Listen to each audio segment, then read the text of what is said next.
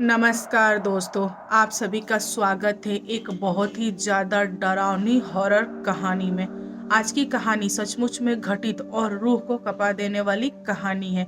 आज मैं आप लोग के साथ शेयर करने वाली हूँ यूपी के एक छोटे से गांव की घटित घटना। दोस्तों, यूपी के एक छोटे से गांव में सुरेश नाम का लड़का रहता था। वह अपने पूरे फैमिली में इकलौता था जो कि बाहर जाके कमाता था। और सुरेश का जो काम था तेल बेचने का काम था। पूरे गांव वाले और अगल बगल के गांव वाले सारे लोग उसको तेली के नाम से बुलाते थे। क्योंकि उसका काम तेल बेचना था, बहुत कम लोग उसको ओरिजिनल नाम से बुलाते थे। सुरेश बहुत ही ज्यादा सीधा साधा लड़का था। दोस्तों, सुरेश जिस गांव में रहता था उसके बगल में ही मतलब 3-4 किलोमीटर आगे एक छोटा सा मार्केट था। और वह मार्केट केवल बुधवार और संडे 2 दिन ही मार्केट लगता था। तो सुरेश मार्केट में जाके तेल बेचता था। बुधवार का दिन था। सुरेश ने सोचा कि तेल लेके चलते हैं और आज भीड़ जो होगा ना मार्केट में काफ़ी ज़्यादा होगा, तो मेरी बिक्री अच्छे से हो जाएगी। तो सुरेश ने लालच में बहुत ज़्यादा तेल लिया और मापने का सामान लिया। फिर वो मार्केट चला गया। मार्केट जाके उसने देखा कि मार्केट में बहुत ज़्यादा भीड़ था और सुरेश का जो तेल था मात्र 2 से 2.5 घंटे में ही सारा का सारा तेल बिक गया। तो सुरेश ने दिमाग लगाया कि एक काम करते हैं, घर चलते हैं और तेल लेके आते हैं, और भी बेचेंगे और भी कमाएंगे। आज जैसे मैंने सोचा वैसे ही मेरे साथ हो रहा है। तो सुरेश खुश हुआ और घर आ गया। घर आने के बाद से उसने घर से बहुत सारा तेल लिया और मार्केट जाने लगा। तो घर वालों ने बोला कि बेटा एक काम करो, ज़्यादा लालच अच्छी नहीं होती है, आप रहने दो, घर पे ही रहो, आपने जितना बेचा है काफ़ी है, मार्केट जाने की क्या ज़रूरत है। तो सुरेश बोला कि माँ, अभी तो इवनिंग होने को आ रहा है, मैं मार्केट जा रहा हूँ, 1 से 1.5 घंटे में रिटर्न आ जाऊँगा। और मार्केट भी 3 से 4 किलोमीटर की दूरी पे है, तुमको तो पता ही है। और आज मार्केट में बहुत भीड़ है, सो मेरा तेल और बिकेगा। तो उसने अपनी माँ को ये सारी बातें बोल के चला गया। दोस्तों, जैसे जैसे सुरेश सोच रहा था वैसे वैसे उसके साथ हुआ। मार्केट में जाते से ही मतलब 1-1.5 घंटे के अंदर पूरा का पूरा तेल बिक गया। और उसने क्या किया कि साग सब्जी वगैरह खरीदा। खरीदने के बाद से वह घर के लिए निकल पड़ा। तो सुरेश ने सोचा कि जो सड़क जा रही है घर के लिए, अगर मैं इसको पकड़ूंगा तो मुझे बहुत टाइम लगेगा घर जाने में। एक काम करता हूँ, शॉर्टकट मार देता हूँ। तो सुरेश ने यही सोच के शॉर्टकट रास्ता अपना लिया। वह चलते गया। जो शॉर्टकट रास्ता था ना वो खरंजा था। खरंजा मतलब कच्ची सड़क। तो उसको पकड़ा जा रहा था। और कुछ दूर जाने के बाद से उसको एक तालाब मिला। और सुरेश का जो घर था ना तालाब के उस पार था और सुरेश तालाब के इस पार था। और तालाब को पार करने के लिए ना एक पुल बनाया गया था। तो सुरेश उस पुल को पार करे उससे पहले उसने देखा कि 3 लोग सामने खड़े हैं। तो सुरेश कुछ बोला नहीं, चुपचाप सर नीचे किया और आगे बढ़ा। जैसे ही वह आगे बढ़ा तो उसको महसूस हुआ कि उन तीनों में से एक इंसान ने उसके कंधे पे ऐसे हाथ रखा। तो वह ऐसे हाथ हटाया, फिर आगे गया। तब तक उसने महसूस किया कि दोनों कंधे पे किसी ने ऐसे ऐसे। जैसे ही सुरेश आगे बढ़ा उसको महसूस हुआ कि दोनों कंधों पे किसी ने ऐसे किया। तो सुरेश ऐसे पीछे मुड़ा और पूछा कि क्या है। तो उन तीनों इंसान ने बोला कि देख भाई, मैं तुझसे कुछ बात करना चाहता हूँ, तू मेरे साथ साइड में चल। तो सुरेश बोला कि नहीं भाई, मैं लेट हुआ है, मुझे जाने दो। सुरेश के मन में ऐसा चल रहा था कि ये तीनों के तीनों डकैत हैं और इन लोगों ने मेरा रास्ता इसलिए रोका है कि मेरे पास जितना भी धन है ये छीनना चाहते हैं। पहले के टाइम में ना ये सारी चीज़ें होती थी। अगर कोई इंसान अकेले मिल जाए ना सड़क पे या मतलब कहीं भी, तो डाकू लोगों का काम था कि हथियार दिखा के उनकी प्रॉपर्टी, उनके पैसे, चीज़ें मतलब छीन लेना। तो सुरेश को भी यही फील हुआ, यही लगा। तो वह बेचारा डर रहा था, फिर भी डरते डरते बोला कि नहीं भाई, मुझे जाने दो, मेरे को लेट हो रहा है, घर जाना है, घर जाऊंगा तो बाल बच्चे मेरा इंतज़ार कर रहे हैं, बूढ़ी माँ है, इंतज़ार करिए, जाने दो। तो उन तीनों इंसान ने बोला कि नहीं, जब तक तू मेरा काम नहीं करेगा तब तक तू जा नहीं पाएगा। सुरेश ने बहुत कोशिश किया कि मैं हाथ वाथ छुड़ा के भागूं, बट वो इंसान छोड़े नहीं। वे जबरदस्ती सुरेश को पकड़ के लेके और जो तालाब है ना उसके साइड में गए और बोले कि भाई तू यहाँ बैठ। तो सुरेश ना थोड़ा चौड़ा होके बोल रहा है कि नहीं नहीं बैठूंगा, क्या करोगे, तुम लोग को पैसे चाहिए ना, ये लो और मुझे जाने दो। सुरेश थोड़ा सा चौड़ा तो बना था बट उसके अंदर ना धक धक चल रहा था। उसको ऐसा लगा कि अगर मैं पैसे उसे नहीं दूंगा तो बात जान पे बनाएगी।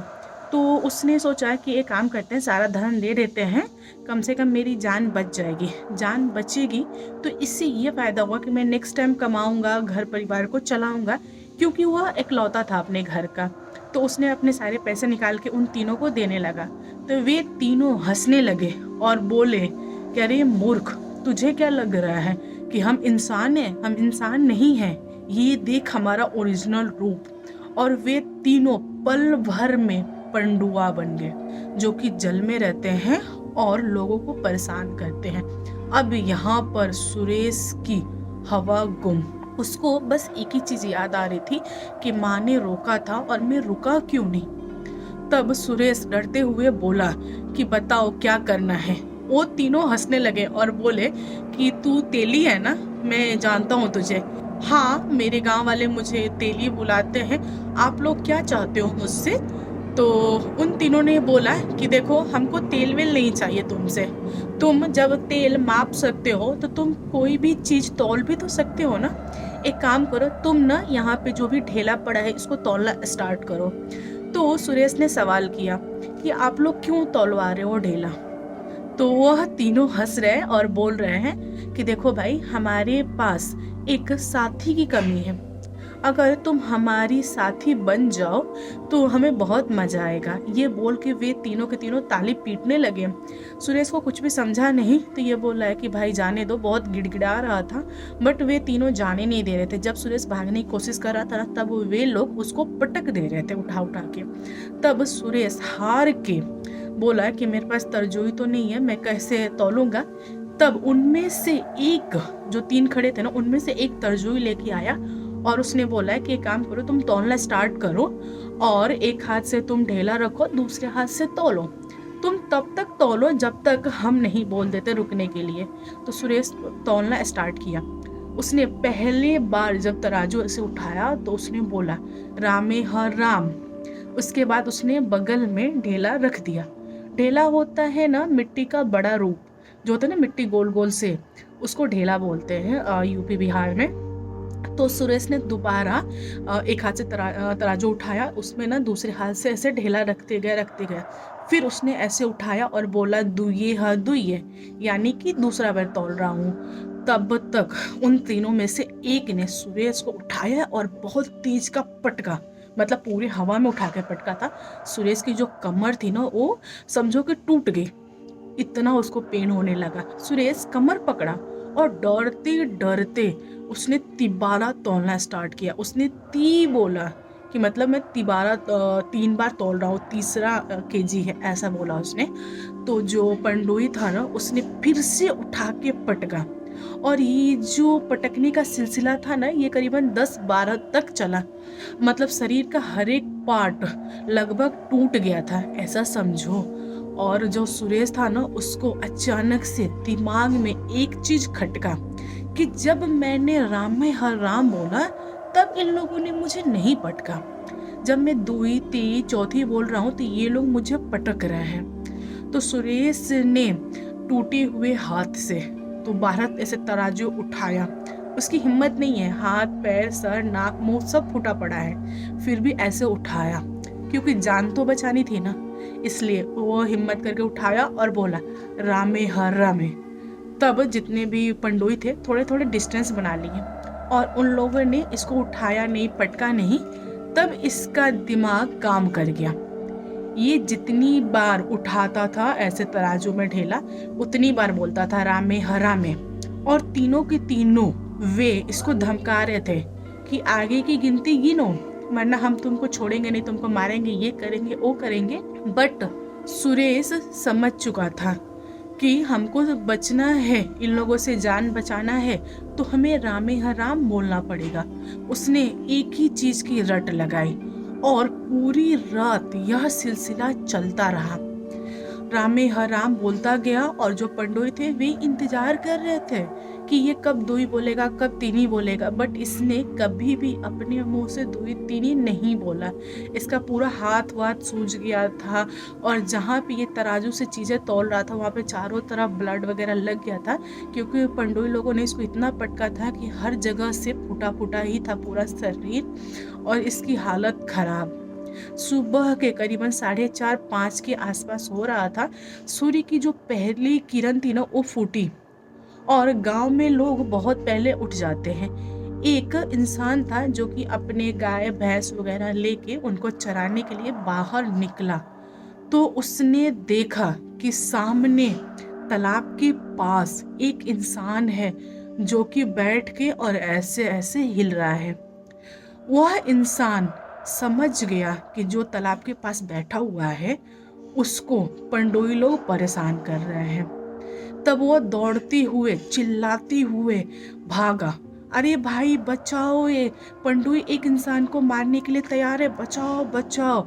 और जितने भी गाय भैंस थे ना वह अपने गाय भैंस को तालाब के तरफ ढकेल दिया। जैसे ही पंडुई ने देखा कि गाय भैंस आ रही है वह तुरंत पानी में छलांग लगा दिए, टब टब टब करके तीनों गिरे पानी में और गुम हो गए।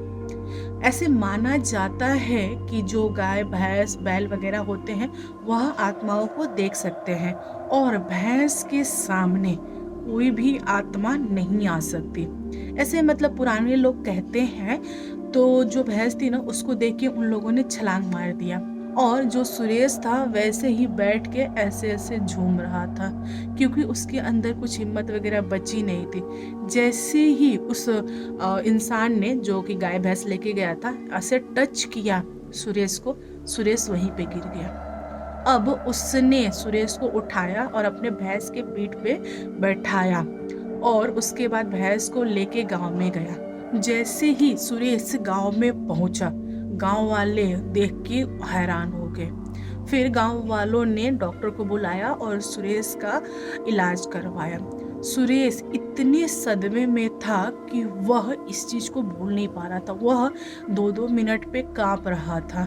घर वाले उसको छाप के बैठे थे कि मेरा बेटा डर के मारे कुछ कर ना ले, और सचमुच में उसकी हालत इतनी बुरी थी, इतनी बुरी थी कि मतलब क्या बताया जाए। सुरेश को इस सदमे से बाहर निकलने में काफी समय लग गया और यह बात पूरे गांव में फैल गई और गांव वाले मतलब होता ना कि इवनिंग होते से उस रास्ते से जाना बंद कर दिए। कोई भी उधर से नहीं गुजरता था, क्योंकि पूरे गांव में तो पता चल गया था कि तालाब के साइड से जो भी जाएगा उसको पंडुआ सब पकड़ेगा। पंडुआ के हाथ आप लोग लग रहे हो तो आपको राम के सिवा कुछ नहीं बोलना है, क्योंकि वे लोग राम नाम से बहुत डरते हैं।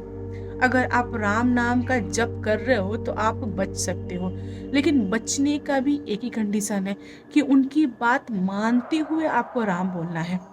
अगर आपके मुंह से कुछ और निकल गया या फिर आपने कुछ बोला ही नहीं, फिर वे तो आपकी बहुत बुरी हालत कर देंगे। अगर पंडोई सब सुरेश को पानी में डाल देते तो अपना साथी बना लेते।